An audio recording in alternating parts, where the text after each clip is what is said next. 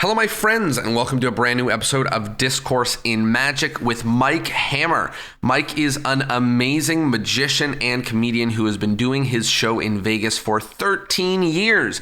He is also not only hilarious and not only a little bit on the dirty side in terms of a performer, but he has had an entirely big and interesting career in different types of magic, from colleges to corporates to birthday parties to so many things and more. And he walks us through not only his journey, but his tips on making a show work, as well as how to be funny and a little bit dirty in your magic. This was an incredible episode with an incredible magician, and you're going to love it as much as I did. Please enjoy a lovely episode with the one and only Mike Hammer.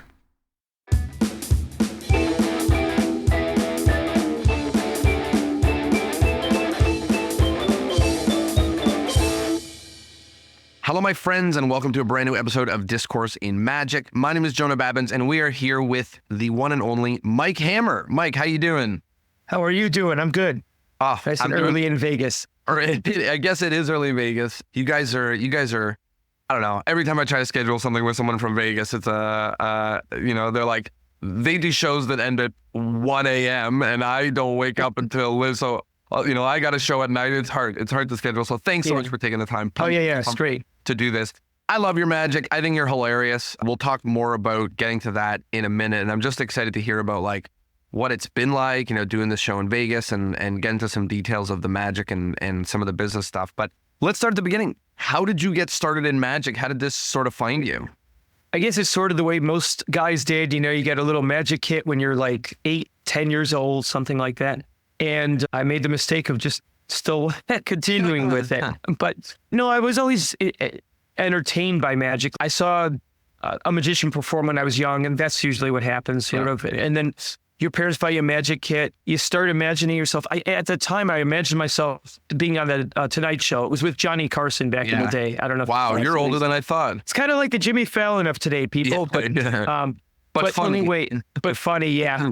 Sorry, Jimmy. And so, it just sort of took off from there. And then I started getting into card tricks. And I remember the first book being The Royal Road to Card Magic, which was fantastic. I didn't really, it was tough to learn everything then when you're 10 years old, but, it had some good stuff though. And I knew you've been doing your Vegas show for 13 years, but there's a big chapter in the middle there between being 10 and getting into it and then getting a Vegas show. How did you start taking this thing seriously? Because that's always, it's a crazy thing, right? To just decide magician. How did you make that work? So I remember I did my first magic show at 13 years old. It was for the neighbors down the block. They had a birthday party. And I think I got paid, I think I want to say $10. It was something And $10 was still, not good. Yeah. But I'm almost hesitant to say $5, but it was something and I remember I had parakeets I picked up and I did the dove pan. I had no idea what I was doing. I'm buying everything. It was fun. They enjoyed it, but I'm working with kids not much younger than me, and it was literally, I walked down the street. It was not even, it was the same block. It was a few houses down. So I'm doing magic for them. And I'm like, oh, wow, I can make a lot of money doing this. 'Cause I'm from Chicago originally, and we shoveled a lot of snow. So I try to shovel snow for money, and I'm like, no, this magic thing's a lot easier. Yeah. So, but I would do that. And then I just stuck with it all through school. And I did do shows. Once one person finds out, oh, you can entertain my kids for that cheap, they'll hire you, and you get hired. So there was a point my mom would drive me, because if I was a couple blocks away, I had to carry stuff, so my mother would drive me to the other parties, and I would do shows for those people as well. And it just started picking up, and I always had sort of a knack for entertaining people. I don't even know if the magic was that good yet. It was good for them, but I think they were just entertained because I would joke around and with the kids. Was there something proactive that you, at some point you're like, okay, I want this to be a career? You sending out mailers? Are you knocking on doors? Or it just happened organically? So at that time, it was organically, just because the neighbors would talk to neighbors and so on and so forth, and it would carry on. So that was pretty good. But where it got very difficult was a little later in life. I was about 20, but I was in college, and then I did do magic through college.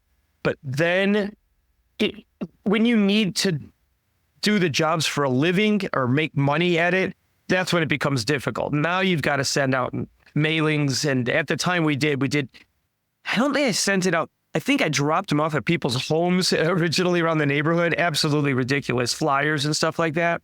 I put an ad in one of the local magazines for local newspaper, actually, at the time. One of the presses, Pioneer Press or whatever, they're all called something like that. But I put an ad out in one of those, and I had the hokey drawing of the rabbit out of a hat and stuff. And I did get calls from that. And so I would get shows from that. There was a lot of word of mouth.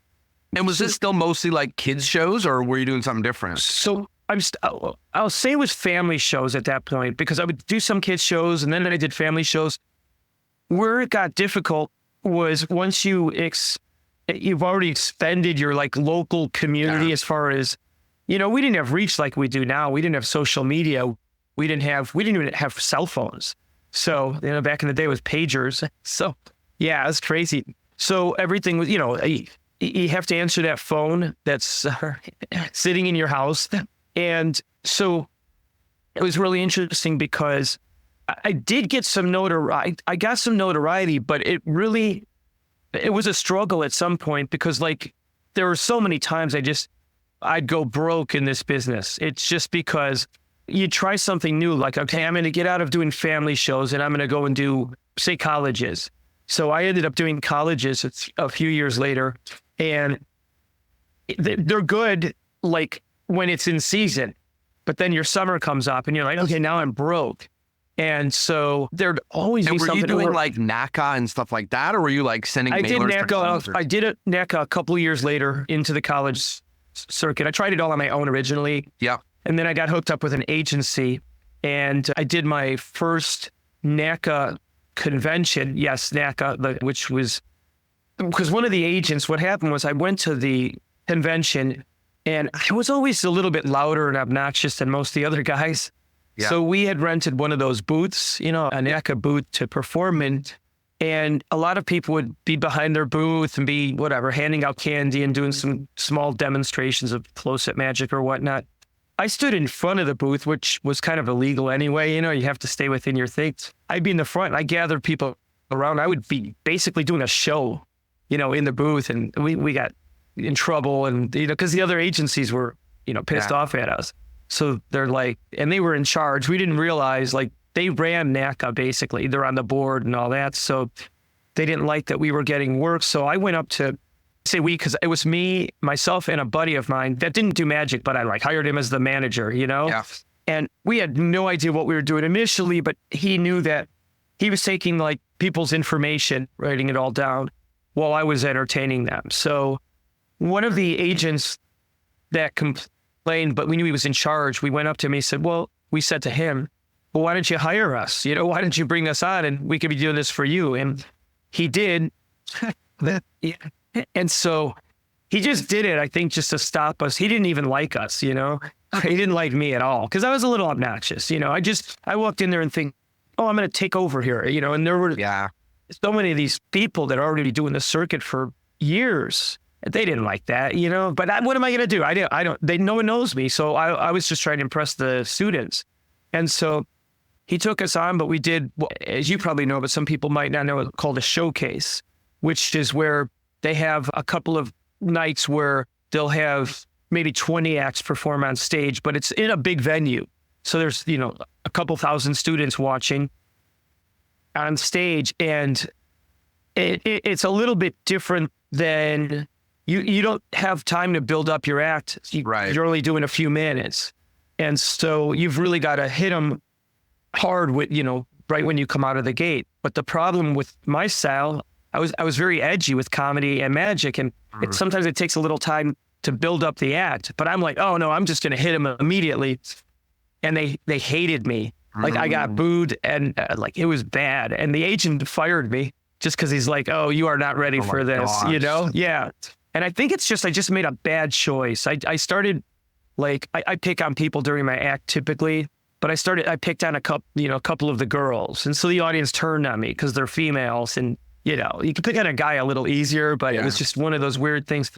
My whole act just bombed. I think we got like 15 minutes or maybe 20. I'm not sure exactly, but I did close with a razor blade swallowing bit. And that worked, of course. It was silent. It was to music. Yeah. And, it was built-in magic, no comedies. After the colleges, I mean, you did that for, I assume, a couple of years. I did colleges for 10 years. 10 years. Okay. Yeah, 10 Did you years. go right from there to Vegas, or did you do something else? No. So I started a team show with another guy. It was a comedy magic team called Spike and Hammer. And I'm Hammer and he was Spike. And which is really funny because at the time, we went and talked to Jeff McBride was in Arizona, and we were in Arizona coincidentally. So we hired him to help us out with our characters. And he had me being the straight man and the other guy being the funny guy. Even though I was always doing the comedy the whole time. I'm like, all right, I'll try it. He goes, yeah, you guys need to be different. You're both trying to do the same thing and you're both running each other over. So he helped us a bit with the character study. We didn't know characters. We're just, obnoxious doing our own thing. I mean, I did acting lessons and things like that, so I understood those characters, but in the sense of comedy magic, I'm thinking, we're just going to go out there and do whatever we want, And then we actually got hired for we ended up moving to Vegas together because we're like, well, we're going to do trade shows and conventions in Vegas, that'll pay the bills. Because it was tough at one time with that too. We'd get some work and then in between the work, it was, it's a tough business. You got to keep trying. So we went to Vegas and we wind up getting hired to perform in this like little strip club. It was the craziest thing. We did our act and Teller showed up. And the reason, well, I know Teller, right? Penn and Teller. Those are our heroes, He was friends with another guy that saw our act and really liked the idea of the act. And he's like, Apollo Robbins. That's, Apollo. Yeah, he's amazing. So Apollo's friends with Teller. They came to this show. Teller actually enjoyed it, but we're like, it was a little rough, I'll be honest with you. Well, we're just trying dirty jokes on purpose, just thinking it's a strip club. We should have just stuck to our act, but we're over the top, just, whatever, just doing things inappropriate, I'm sure. But it was fun, it was interesting. And then we started getting a whole bunch of corporate work out here and trade show work. And that lasted for that act. We did that for about 8-9 years. Okay. So it actually worked out. It really did. And again, when you were out there, you're doing trade shows, you're doing this strip club, turning into corporate work. Is that because people are seeing you, or is it because you got an agent, or is it because you got, how did that happen? So in Vegas, but between I kind of jumped the gun a bit because before I ever made it to Vegas, back home I did restaurant work, and I did a lot of restaurant work, which really I recommend to anybody, even if you want to do a stage show, because it serves a few purposes. One, it teaches you to interact with people and pretty much interact with people that don't want to see you most of the time. Yeah, because of course you walk up to a table and they're just like, we don't need you here. But also it hones your skills as far as speaking goes with people. Your magic, of course, gets better. But also, I got a lot of private work out of doing the restaurant work. And there was a time I was doing 5 restaurants a night. So 5 different restaurants a night. Yeah, I just got like... How does that even make sense? I would just go straight like Monday through, Friday, I would just be doing restaurants. And on the weekends, I would get... You're saying 5 a night, not 5 a week. No, I'm sorry. My apologies. 5 restaurants a week. Okay. Sorry. You said 5 a night. I was like... Oh, no, that would be impossible. My apologies. Okay. Yeah, 5 a week. Okay, yeah. Got it. So basically every night of the week, Monday to Friday. Every night of the week, yeah. I mean, that got a little tiring, but I really did, pick up a lot of private work from there in corporate. And then there was a time before I got my first restaurant, though, I went and saw a guy. Of course, no one knows his name, Eugene Berger. No one knows that name at all. So Eugene was also from Chicago. So I had seen him when I was younger, when I was about also 13 years old, 14 years old. And I went and saw Eugene. I would make my parents drag him to a restaurant called The Great Godfrey Daniels. Every time, they asked me where we'd want to eat, we'd go there. They're like, okay. So I got to sort of know Eugene. He was a really nice guy, and I spoke with him, but I just fell in love with like the close-up magic from what I watched him do, bought all his books. I think at the time he had like 2 things written, but I'm like, oh, this is really cool. And then I realized he liked other performers like Matt Schulian and so on and so forth, bought their books. I did anything I could to learn, all this, sleight of hand, close-up magic, and a lot about misdirection, actually, which was a strength of his. And so he actually moved on from that restaurant at some point, and I went into the owner, like when I found out he left, and I told them, I said, hey, I can do this, and here, let me show you what I can do. And I go, we'll watch. And I went up to a table, and, and fortunately it killed, and they loved it, So, and they hired me to work there. So then And this was this restaurant period, this was in Chicago, not Vegas. In Chicago, yes. In Chicago. But I did that for years, and I was, at the time I was doing restaurants, I was like, what was I, about 18 years old, 19 years old, 20, 21. I did restaurants for quite a few years. So you did kids parties, and then family parties, and then restaurants, and then colleges, and then corporate and trade show. So you did a whole lot of things. I think, you got a show running in Vegas for 13 years. I think the next big question is like, there's a lot of people, we'll talk about whether it's the dream or not in a minute, but a lot of people are like, a show in Vegas, my name in lights, like that's the thing that I want. How did that come about? Did you pitch a venue? Did someone find you? How did that happen? So, it's so funny how things happen. We got to Vegas as a team show, and we're doing the team show, and you asked how we got a lot of our bookings. There's, at the time here, they didn't call them agents. They were like destination management, I guess, agencies.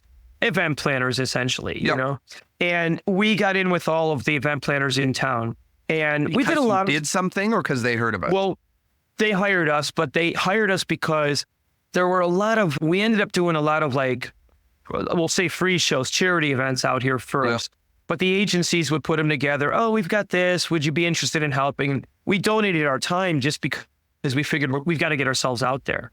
And so we ended up booking some shows off of the event planners. And plus, the other guy who played Spike, his name is Rob, he still does close-up magic to this day. He's very good, but he was a great salesman. So he would also call people up and call these different companies up and get us hired. And some of them we were a little too edgy for, and so, and this was like years ago. So this was about 15 years ago. So now, I mean, it would be really inappropriate. But we were doing jokes like, I'd say it was very, very weird. Like I would do the setup, and I'd say, I would produce a shoe, and it would be like a 6-inch high heel female shoe.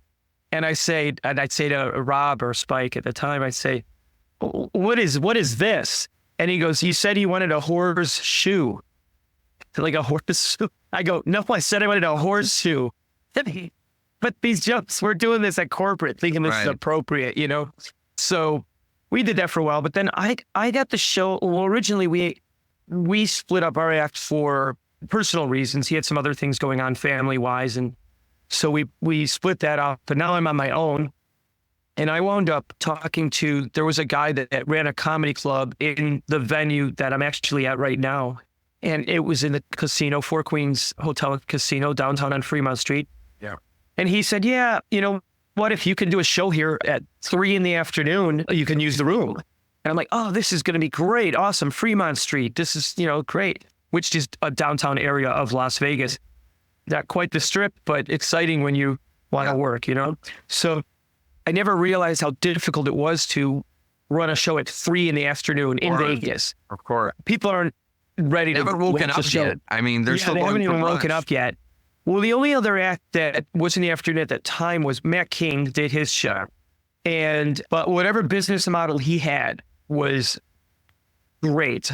Yeah. I'm downtown, and I was outside doing street magic to get people into my show. And I'm actually handing out like coupons that I think they were like $9.95. It's like a show and a free drink. It was the most insane thing. Yeah. The problem was I had not done street magic before, and I really give a lot of credit to these guys that do. It is not easy. Yeah. You would think for someone that could be louder and whatever and call people up, it would be. The problem is, if I don't do a good job, they're not going to come and see the show. if I do a great job, they're not going to come and see the show because they've just seen the show.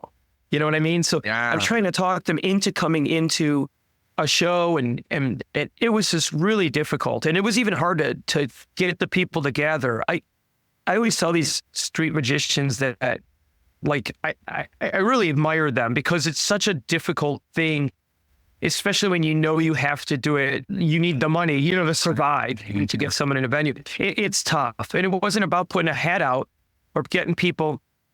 It was about a one-on-one sales. You had to try to get people sold as, hey, why don't you guys come see me now? And it was really hard. And street magic's kind of, you have to pick the right tricks to do. And it's just, it's very, very, I really, again, I really credit these guys that could do a good job at it. And there are some guys that are just fantastic at it, but it just wasn't my thing, But so in the first 2 years I was at this venue, I mean, I'd have people, I don't know, maybe, well, the first year I probably had 10 to 12 people a night in the room. It was tough. Yeah. And especially when you're picking volunteers. And so, but I stuck with it, and I was making my money not from the show, but from doing the corporate work, because I was pretty good at that. So I was doing corporate work. You might do, but a trade show, so that would pay a couple $1,000s, whatever it would be, and then corporate was pretty good. I think at the time it was like $400 or $500, but it was enough to survive. So I would do that, and then the show, but it was hard. And then about 2 years into it, I started really picking up like some audiences. We were doing at the time, there were local like house seats, which is free comp tickets for some of the locals if they join a service. So we were like putting them in the room, but at least they'd be in the room, right? So at least you'd have 20 people a night. But then it took a while to build it up. And now we don't do any comps at all. But this is many years later. I've been there 13 years. But it's a lot of word of mouth at the time. Well, the advantage now, versus years ago is the internet. You just have... There's all these outlets now. It's not that they didn't have internet, right? It's just they didn't have things like TripAdvisor, things like Yelp. They didn't have those things. And so... Even like these things like Vegas.com, I mean, I don't know how much that kind of thing helped. They're great, yeah. Yeah, like those types of things help people figure out what to do there and what to do. Yeah. So we're on Vegas.com. And the challenge on things like that are, so now you have to be good because a lot of those are looking at reviews now.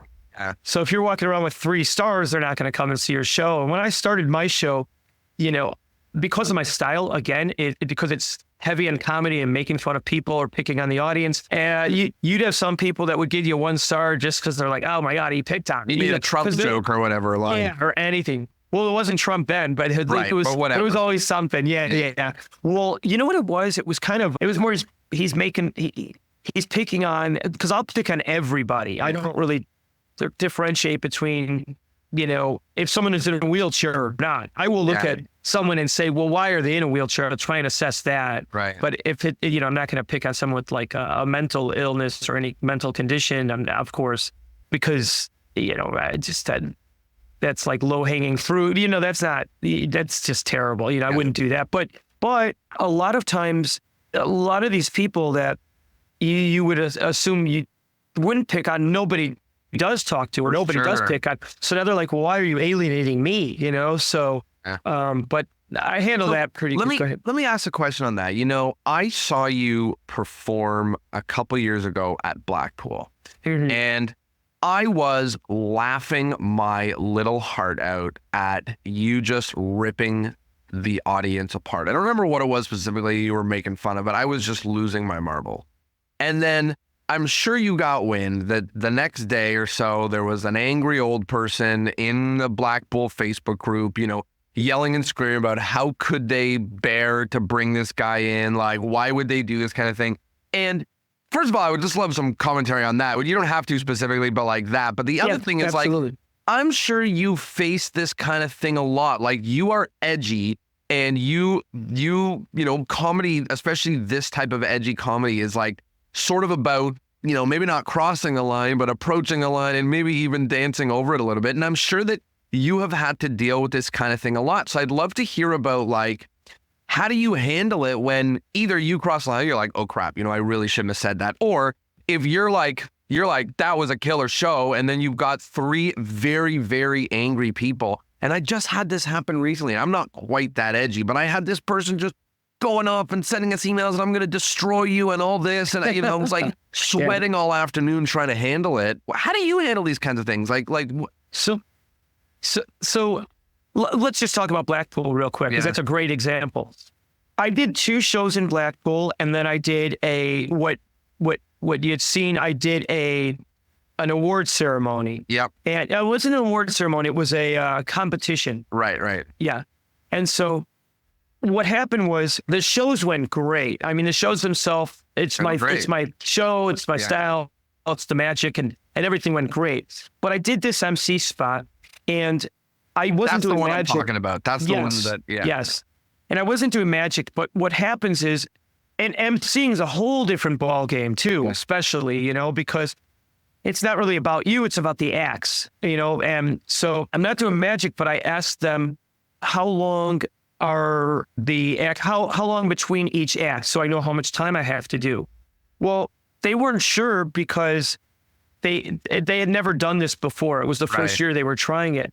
And it took a long time between each act to get set up. It was anywhere from some of them 10 to 12 minutes, which is forever. Because it was like these crazy FISM acts where they had to set up these Oh, absolutely. Yeah. And they were great acts, but it took such a long time to set up. Everything had to be so precise. So I'm out there, now I've got to just basically kill time. Yeah. And so I resort to what I do, which is picking on the audience. Right. And I picked on everybody. But it was a bit much for some of the people. Like there was a guy in a wheelchair that was way off to the side.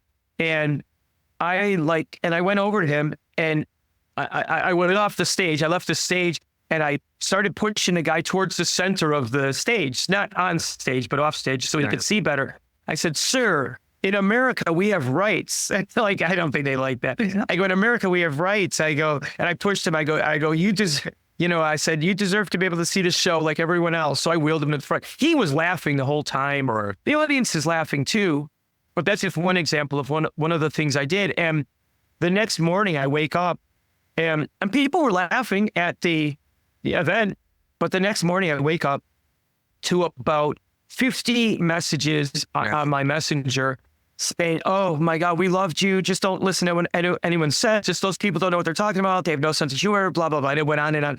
I had no idea what anyone was talking about because I wasn't in the group chat. Apparently there was that group chat. Yeah, it's a Facebook group about it. Yeah. Well, I'm not on it.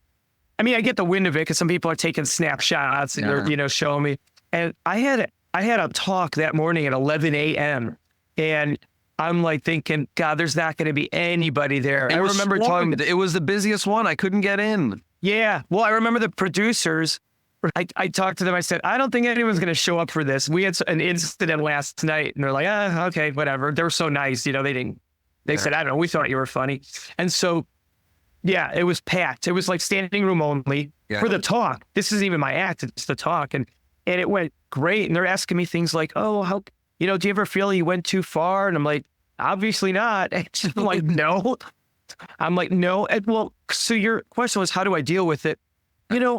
It's a character that I've chosen and you just have to ride it out. I mean, do you want to hear that someone hates you? No, of course not. It sucks. You know that. It's like the worst feeling. The whole audience loves you and there's the one guy sitting up front giving you a dirty look. And that's what we focus on, No, I just know because I've chosen that style of entertainment that not everybody's going to like it. And plus, that was a little bit different because it was an MC. I made that choice because your only job is to keep them awake for the next act. Yeah. And I knew that's what I could do because nobody fell asleep. I'll tell you that. Whether they loved me or hated me, they were paying attention. No one left. So outside of the Blackpool situation, I mean, which again, it's funny that everybody loved it except a handful of really angry people that drew this whole explosion. But at the Vegas show, even, and again, Vegas, like a pretty edgy city. I mean, there's just tits on billboards, it's an edgy city, but still, I'm sure you every now and again get somebody who thinks they're going to see a magic show, and then they are like, what happens there? You get a 1-star review, or do you just take the good with the bad? Do you do you try to go, oh, you know what? Maybe I did go too far? Or do you go like, you know what? If 1 in 1,000 people hate it and I get 200 people a night, then I'm going to get one bad review. Like, what happens? Yeah. Well, fortunately, in Vegas, I can get away with a lot more. I've kind of restructured my act a little bit because I used to just come out and say I'll make fun of someone immediately in the front row. I still do pick on people, but I pick on them more as a group a little bit than I do just the one person. I just realize it works a little better that way. So they realize, oh, he's making fun of everybody, so this works. But I don't get, fortunately, that many bad reviews. I mean, I might get, 50, 60 good reviews before I'll get one. And it's never usually a wishy-washy one. It's just like a 1 star. Like, oh, he made fun of me. Yeah, he did a joke with an urn and my family member just passed and it made me really sad. He shouldn't be doing things like that. It's terrible. I'm like, okay. But I don't get too many anymore. I don't even pay attention anymore to either. But I've also put more magic in my show too. So at least when they're coming, they do see a lot of magic. That's the thing. The style could be comedic, but you still have to put in magic. Yep. If I feel you still need good magic if you're gonna do a magic show or sell it as that. So let's talk about that. I mean, comedy magic is difficult, and also I think many people, if you're not something else specifically, then you kind of default to a comedy magician, whether you're that funny or not. And it's not easy, It's not. First of all, it's hard to be legitimately funny and not just taking lines that came from other magicians and that are built in, Also, it's hard to be legitimately funny and not just putting weird props on people and, doing these things that are just visually funny, but it's not like a comedian funny. You're not writing funny. So it is quite difficult to have great magic and write really well. It's almost like, in magic, we were all trained to buy great magic. And then, to make great magic and write comedy is really difficult. What kind of advice do you have for somebody who is trying to become a better comedy magician? Well, I studied comedians. So I studied comedians like Don Rickles, Howie Mandel. If you go back about 25 years, Howie's from your neck of the woods. Howie was hilarious. He was really great at improvising. And he's a lot different than what Howie's a little different now, his style, but he was Manit back in the day. And he was just so funny. And I watched him and I'm like, how could he had to set this up. Because I thought the improv was so good. It was like magic to me. I'm like, how is he thinking that quick? And, and then I just studied that. And years later, I was like, oh, okay, cool. I got this. It's just, you got to perform over and over and over and over again. But I studied a lot of comedians to get the comedic timing down. And then what I would do is I would write the material in the show based off of that, as opposed to, I never really looked at a magic trick and said, back in the day, you would do the paper balls over the head with toilet paper, and you'd put the hat on someone's head, and underneath the hat would be a plunger and all that. That's that physical humor that you're talking about, or the physical looking humor that you're talking about. And so, but that's kind of where the humor is written into that trick. Stopped doing that, where I said, oh, the trick has to be funny. I look for good magic, and I try to write humor around the magic with the style of the comedy. So the comedy should stand on its own. You should be able to tell a line, and the line should be funny regardless of whether or not you're doing the magic. If you hand someone the magic wand that collapses, and you're like, oh, does that look familiar? That's based on the prop. It's a joke. You say you hand it to a guy and it falls apart. It looks like, And so that's not as funny. Well, that's relying on the prop being funny, as opposed to I would just do a joke based upon the writing of it be funny. I'll have someone come and sit in a chair, for example, on stage, and they always sit with their legs open. And I would close your legs, sir. We don't need to knock out the front row with that, or something like that, So I'll go with that angle. But I do a reference earlier in the show where I find some older people, and I'll say, well, we're well represent. Our senior community is representing us well tonight. And I said, bad news, folks, bingo has been canceled. So those jokes don't rely on magic. But now when I go back to the guy with his legs open, comment for him to close his legs, but then I'll look back at the older people and I'll say, hey, good news, the bingo balls have arrived. So I tie in the comedy, but I'm writing all that out from a comedic standpoint, Right. and all the callbacks, not from a magic standpoint, if that makes sense. Yeah. And, you keep mentioning writing, which is like a real thing for comedians and not sometimes a thing for magicians. But do you literally sit out and write jokes? Do you just perform so much that every time a good idea comes about, you're like, let's add that, let's add that? Like, what is, obviously you've been doing it for a long time and a lot of these acts have been, not changed terribly for a while. But what does that part look like for you? I hated writing at one point in time. I'm just one of those guys that likes to go out there. I'm going to improvise. That's all I wanted to do. I'm going to improvise. But what you don't realize is improvising is not always good. If you don't have the right person or the right group, your improvising is going to be terrible. They're not going to respond, And so you have to fall back on a script of some sort. So, but early on, I think a lot of my lines came from just performing live. Yeah. And I'm like, well, this is funny. This is funny. And you start going from some of the stock jokes and I started ditching some of those because then you start to hear other guys doing these lines. You're like, I don't want someone to go see two hears I don't want to hear the same joke. Yeah. And so, it was just because there's a lot of stock lines in this industry and some of them are good and they're good for a reason, but they also didn't fall into my character so much. So I started writing material that was based more for me, but a lot of it did come from performing originally. But I would record my shows, so I'd go back and watch video because I couldn't remember the lines I would say. I'm like, oh, that was funny. What was it? And then you go back, watch a video of yourself, which so many times I would cringe. I'm like, oh my God, why did I say that? Or I was a little harsh there, But now I will I'll improve on lines. Like if you're say I'll deliver something that I think's funny, but it's only getting a laugh maybe 50% of the time, I have to get rid of it or write it so they understand the joke.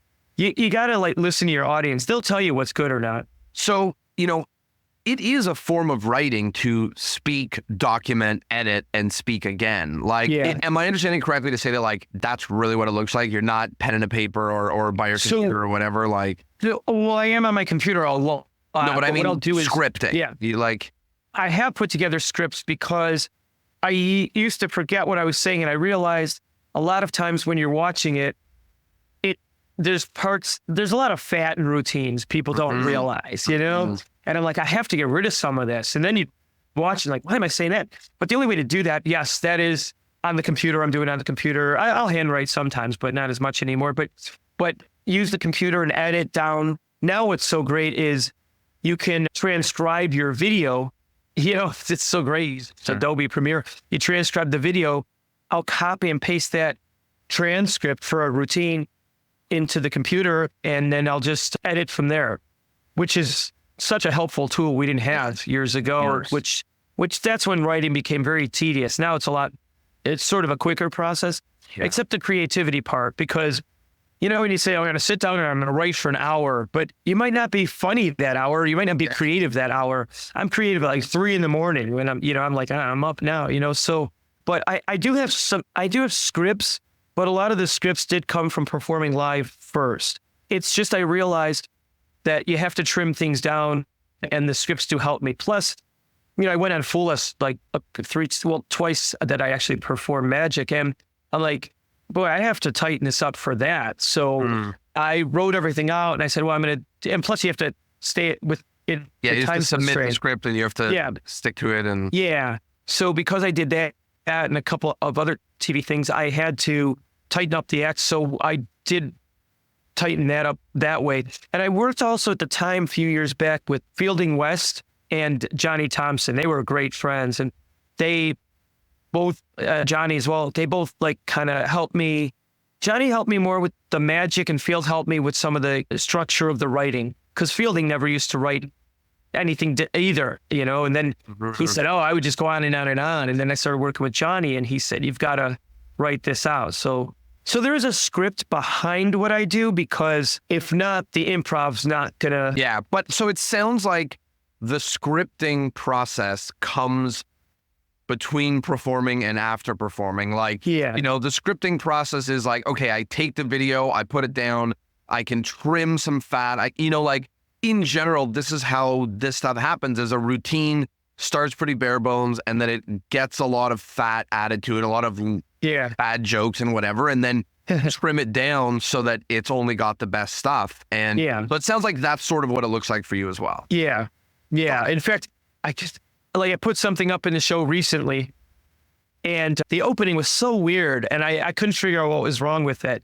And I started to watch the video and I was like cringing. And it was a new bit, so it was a comedic illusion bit, as type of a zigzag thing where the whole thing falls apart with the guy. I put an audience member in there and the box falls apart. It's pretty funny. But anyway, but I had trouble and I was out there and I couldn't figure out this opening line why it was so bad that one of the guys that works with me, I sent the video to him. I said, could you watch this and tell me what I did wrong? Because I can't watch this. I'm like literally cringing as I'm watching it. Now the audience wasn't. It's just they didn't. Yeah, I got it. They're just thinking, whatever. But I got out there and I'm like, it was something like I'm sitting there saying something like, so we used to. This illusion's a type of a sawing a lady in half, but it's not politically correct to saw a woman in half anymore. So we're gonna get a guy. But it sounded so campy, and I didn't know what the problem was. And he said, "Well, Mike, because you're not politically correct, and now you're trying to say something, that's politically correct. Yeah. It was a contrast of your character. It was a lie. It felt that way. And so I'm like, oh shit, I'm like, I didn't realize that, till he pointed it out. And so then I went, and then of course I went completely the opposite way. Okay, I'm going to be so edgy. But anyway, I rewrote the routine, and I'm still rewriting it. But it's kind of one of those things that I feel like it. You know how things could sometimes come together like immediately? Of course. Where it's one of those things that takes a while, And the magic was working well, and the comedic aspect of it was good. It was just my setup was like not right. Mm-hmm. And then I put this video up there that was like the old Harbin zigzag, him doing that on TV, but it's black and white old. And I put that on there first, just a minute version of it, edited, to give the audience the setup of this is what it should look like. But the problem is that minute was not entertaining for that audience. Right. To us, it is. Magicians, we know. But there's a reason no one's really doing the zigzag anymore. It's not really, there's better things out there now that they've seen. So I ditched that and I rewrote a minute skit with the guys in my show, like the guys that work for me. Yeah. And we did it where the trick goes terribly wrong with that. And now I say, well, I fixed the box. I don't even call it zigzag anyway, but I fixed the box. Now can I try with someone in the audience? And now it gets, that's where the kick comes in. The guy gets in and the whole box falls apart.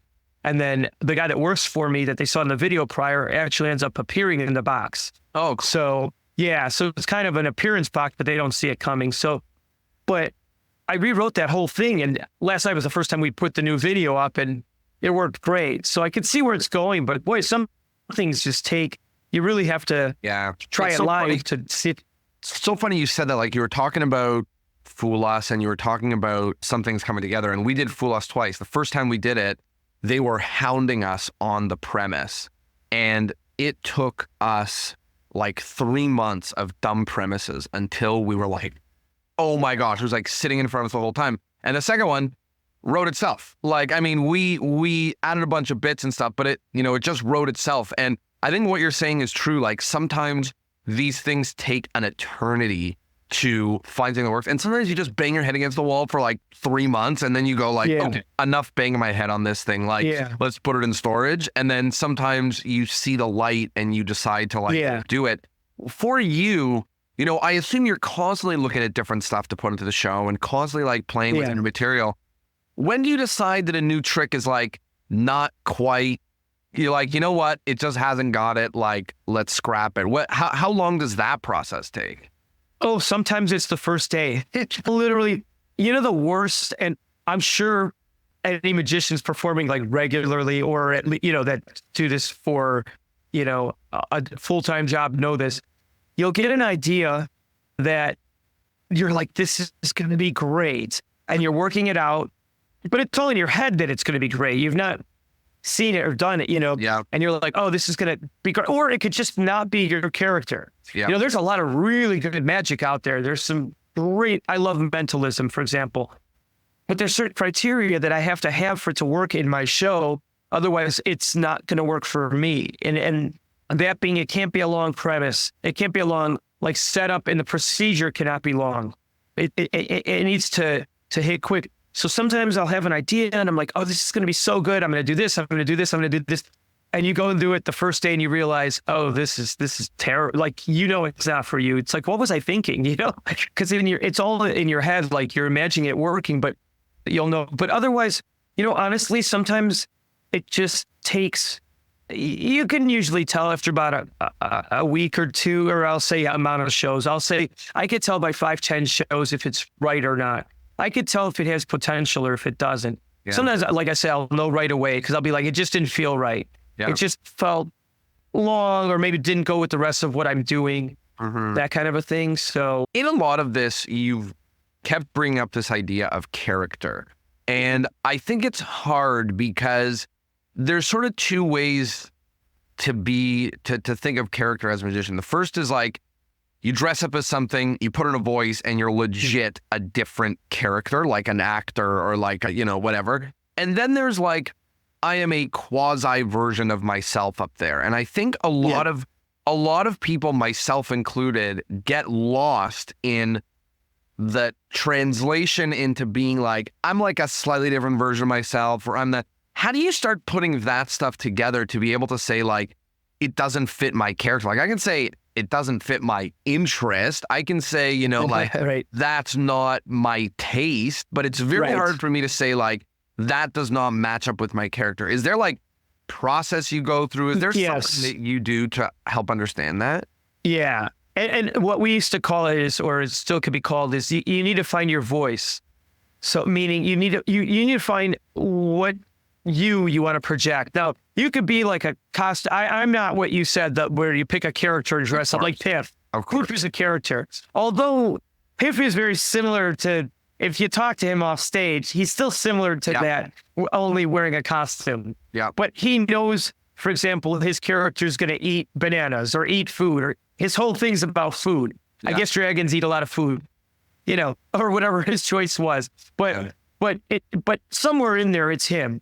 So there's just some part of his being is still incorporated. But for me, and probably your act as well, we're an extension of ourselves, but it's the part of ourselves that's not the crabby ass in the morning, right? Or the part of ourselves that's not, the part you don't want someone to see. You don't want to go on stage being a miserable human being. So if you are generally that, you better work on your character. But what I decided is when I put the characters like study together, we'll call it, like, I know what my character would and wouldn't do on stage. In other words, like what I talked about, I'm not politically correct, but it doesn't mean I just go up there and I'm purposely not I'm just rude. Yeah. Because the character's not supposed to be, I'm not supposed to be a rude person. It's just, I don't see things as bad, like I don't see things as wrong in the sense of, whether I pick on somebody or not. Like to me, it's just for, I shouldn't say, I don't like put those limits. I mean, I'm not stupid, obviously. I'm not going to, I'll put limits where they're appropriate. I'm not doing racial jokes, for example. I'm not doing that. Although, it is funny. People, when they have nothing better to say, they'll say, oh, he's racist. But I'm not, like I'll ask for, there's one of my routines and I'm looking for a nurse from the audience. And I'll ask, oh, where are Filipinos tonight? That kind of thing. I'll ask for but there's such a great culture and they have so much fun. They're never offended. And it's in a positive way. For sure. It's just many of them are in nursing, so. Yeah. But someone could take that the wrong way, but I don't mean it the wrong way. I and they know, I said, oh, you guys are, I always tell them, you're the best nurses, if anyone wants if I'm in the waiting room and someone comes in that's not Filipino, I am out of there, so I play to right, you're punching off about it, not down. Yeah. And so, and plus, those aren't the only, I'll joke around with everyone, but you've got to also understand cultures and people specifically. So, but as far as character goes, I always tell people, like, you should probably write out an idea of who you want to be, and the whole who, what, why, all the, why am I doing this? And I think an acting class would be helpful, even if it's just a brief one, for anybody that wants to have longevity doing a kind of character. Because if you want to get better with your act, I feel, because well, with my style, I have to know what style of comedy I'm going to do. I have to know, what this character would say, wouldn't say. Are you normally, are you a character that would pickpocket someone, for example, Well, if you are, you're probably a little bit shady, I mean, I do, it's not pickpocketing thing, but you don't have scruples with respect to someone's personal space, is what I'm trying to say. Yep. But you realize that with a character, like if you're a character that would never touch someone, well, you're not going to you're not going to do a wallet steal or whatnot. I mean, just. And is there like a way that you map this kind of thing out? Like, I mean, are you writing out would do, won't do? Or you write anything like that? Or this is the kind of thing that like slowly over time you start just understanding? Oh, well, I did write it out, but I only wrote it, but I mean, I don't now. Now I know what it is.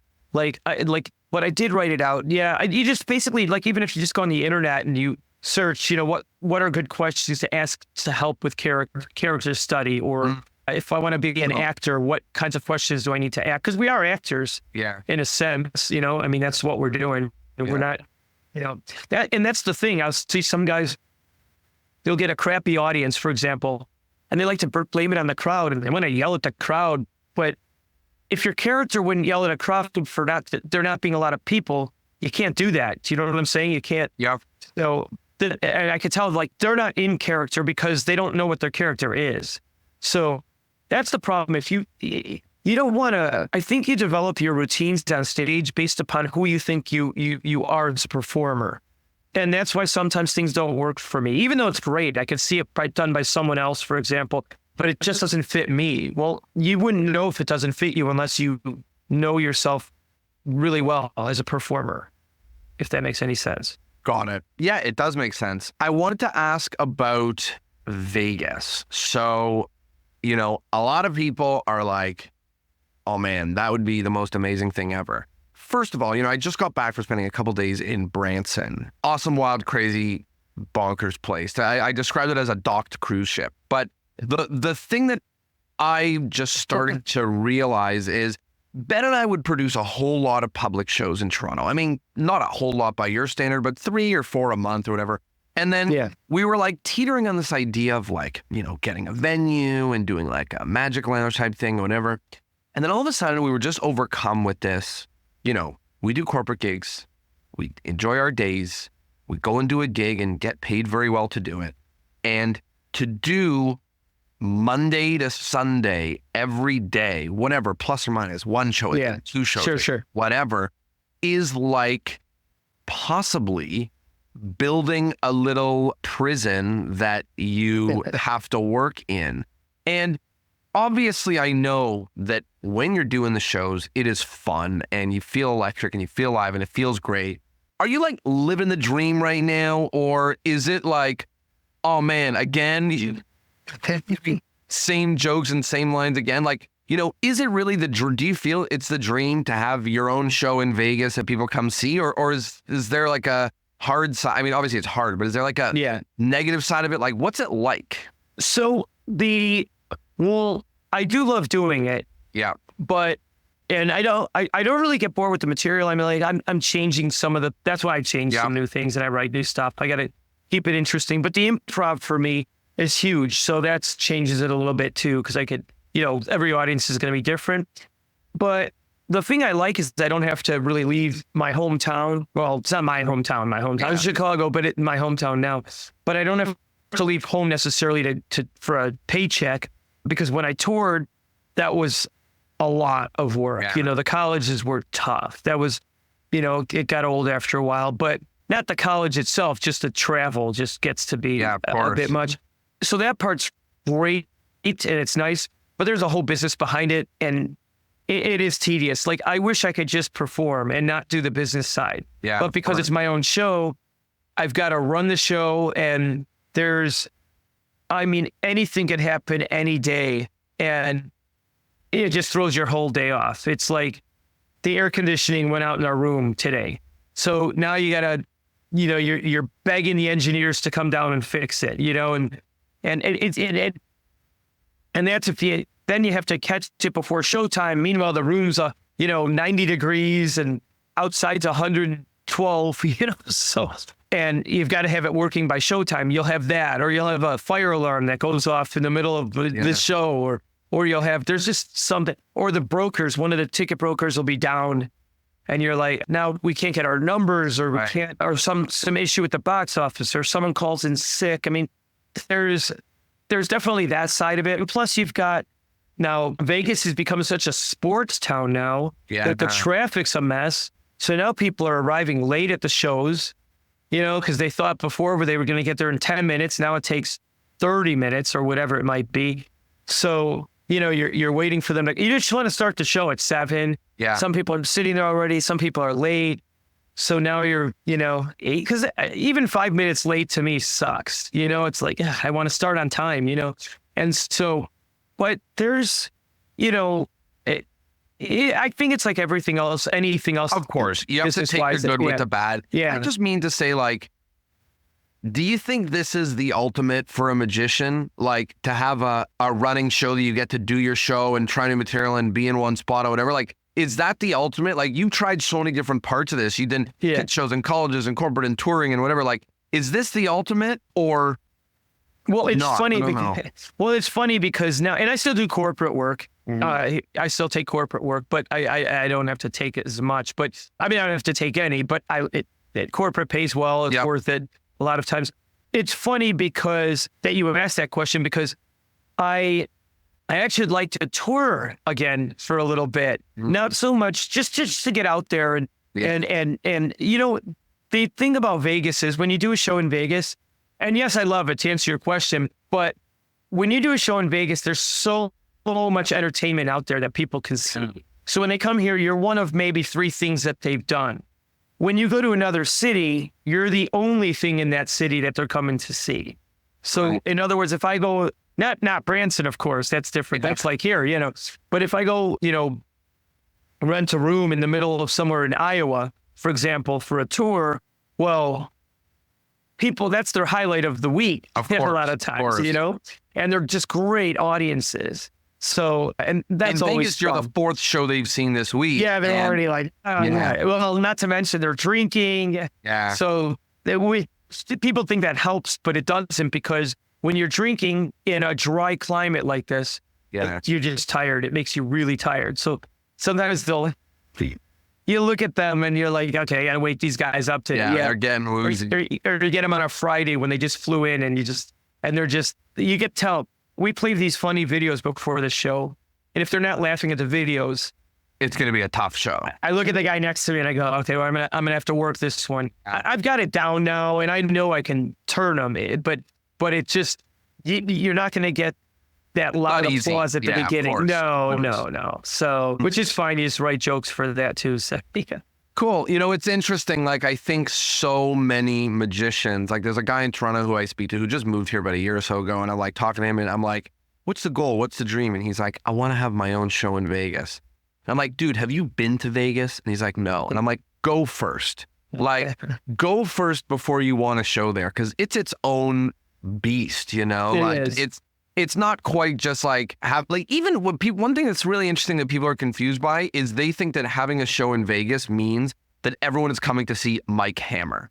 And many are coming to see Mike Hammer, but a lot of people are coming to see the magic show in the casino they're staying at, or the magic show on Fremont Street, or no magic show anymore. They're coming to see, it's become a sports town. So they're going to see the Raiders, or they're coming in town to see, there's so many music acts that are here now. So they're not even coming to see you. I'm on I always consider it, we're the the B level thing to do. They're doing their main big thing. And if they are going to see a big show, they're going to go see David Copperfield or Chris Angel. Yeah. As far as if it's a magic show. And then we're like the secondary thing to do, the secondary show. For some people, I get lucky and I'm their first thing, but they're coming to Vegas for other reasons. The other thing is, it's very, very hard to keep a show in Vegas. It's really, really hard because someone else is always coming in there with money to rent that room. Yeah. And if they hit that casino for more, the casinos don't help much. Mine's they're great where I'm at. I love them. They're great. I've been there for a long time. And it's just a great casino. Like they love me. But, you can go to another casino and your show could be gone tomorrow because they just decided, well, we're not going to do entertainment anymore. We're going to turn that into a bingo room or something. Right. I mean, you just don't know. Yeah. And it's so it's down, and the competition is stiff. Like, it's really tough. So and everyone's trying to do the same thing. So, but there's some really good shows here. There's some really good guys. If, as far as if you want to see magic, like, and Colin just started his show out, Colin McLeod. He just started it. Well, Cloud, but we know who he is. No, but he's great. I just saw his show recently, and there's so many really good shows. Frederick De Silva is another mentalist show. I love his, and there's some really great shows that you want to see. And of course, Mac's been doing this staple for Well, this has been amazing and gives so much, information and help to people that are in the industry, helping them understand not just what to do, but also what to want. As we get near the end of the episode, there's a couple of questions that we ask each guest. You know this. You listen to this podcast. This is very the first is the endless chain. So in order to keep the podcast going on for eternity, each guest is asked to recommend another guest who would be a good fit for the show. There are 2 catches. The first catch is that I have not interviewed them yet, and the second catch is that you can help put us in contact. Who comes to mind that you think would be really good for this? So here's a name that you would not expect me to name at all. You'd think a comedian or whatnot. There's a guy, Bernardo Sedlacek. Oh, I know him. He's amazing. But he's not been on here, has he? No, he hasn't been on. He's great. So for those that don't know, I mean, close-up magic guy, he'll tell you he's just a magic card guy, close-up magic. But he's so brilliant, and he's young, but he's brilliant. He's like a descendant of, Juan Tamariz and Danny De Ortiz. And he's so amazing. He's actually helping me with a couple things in my show now, via Brazil, by Zoom. But he's so amazing. I think anybody could learn from that guy. He's just so good with psychological misdirection and just such a smart guy. Cool. That's a great one. Love that. The next part is sort of, a lot of people are going to be looking back on this episode and thinking about it. Like, for starters, what is like the most important thing that you hope that people take from this conversation? To me, I'd love that anyone that's interested in doing comedy, magic, does study comedians. Yeah. I feel that is so, you'll get that sense of the timing and that sense of how a joke is written, how a joke is scripted, because then you don't have to rely on just your magic to, sell you as a performer. Now you've got like kind of humor. Yep. Like genuine humor, not just written into the bit. Yeah. Thank you for that. I think that's really helpful because a lot of us just study magicians and it makes a lot more insular things. So that is really helpful. The last is about modern magic. So what's one thing that you really like about modern magic, and what's one thing that you really don't like about magic these days? Well, what's interesting that I think is really cool is the technology in magic has gotten so advanced now that you can do so much great stuff with it as far as mentalism or whatnot. Yeah. There's so many, devices that you can use to things to what's the word I'm looking for? To produce things you couldn't have done before, just the magic itself and the minds. The thing I hate about it, though, is that same thing. I think tech sometimes gets in the way as well. I think tech, first of all, it's not 100% reliable, and you have to know what to do when that's not working. And the other thing about it is that as technology advances, you start seeing it come into the real world. Yeah. So you can see something that was a mentalist thing, for example, a printer, but now in the real world, people are starting to see, they have them. And it's almost like, it's almost counterintuitive to what we're trying to do because, the real world. And sometimes people think, even if it's not out, they just think, oh, yeah, it's electronic. Or, they think that way. Oh, it was done such and such. So that part's, it's hard to sometimes make sure it still feels organic in a sense. Yeah. So, well, Mike, thanks so much for being here. I appreciate it. I appreciate you, telling us all about how you do what you do and everything behind the scenes about being a Vegas magician. It's really awesome. So we appreciate you coming here and having fun with us. And of course, to everybody who listened and tuned in, thanks so much for being here. Thanks for having fun with us. And we will see you next Thursday. Ciao, my friend. Thank you.